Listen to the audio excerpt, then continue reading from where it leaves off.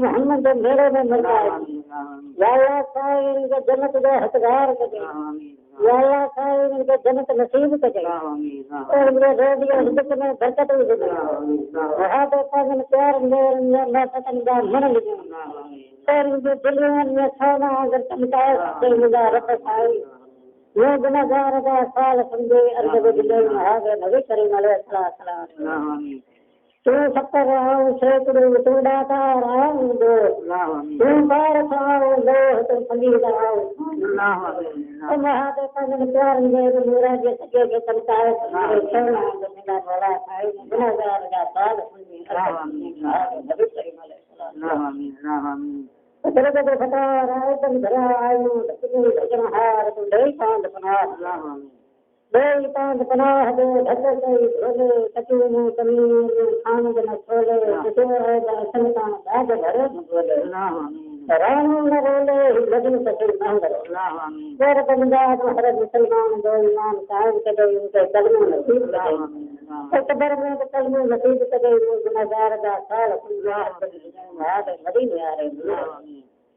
या साईं गुनाहगार के हक दरगाह में हतरा की अर्ज करूंगा गुनाहगार का अर्ज करूंगा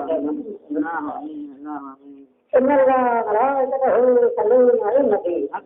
या अय्युहल्लज़ीना आमनू सल्लू अलैहि वसल्लम तस्लीमा लबैक सल्लल्लाहु सय्यदना नबीना नबीना मौलाना मुहम्मद आलिहि व अजमईन या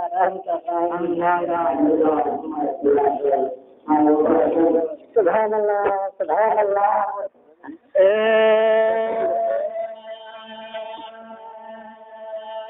तो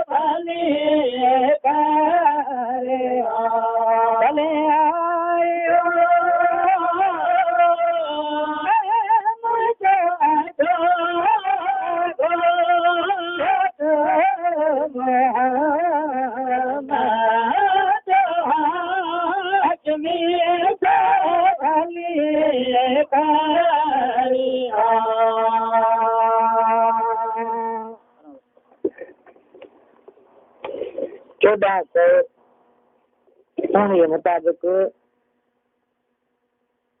1998 ते हसन फ़कीर कुंभर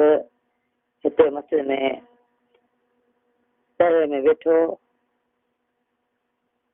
उन ॾींहं जी भरियल इहे केस्ट मौलवी सॻोरा आहिनि मोहम्मद बख्श फ़कीर ऐं संदसि साथी। उन ॾींहुं असां जेको हीअ सरगस पढ़ियो उनजी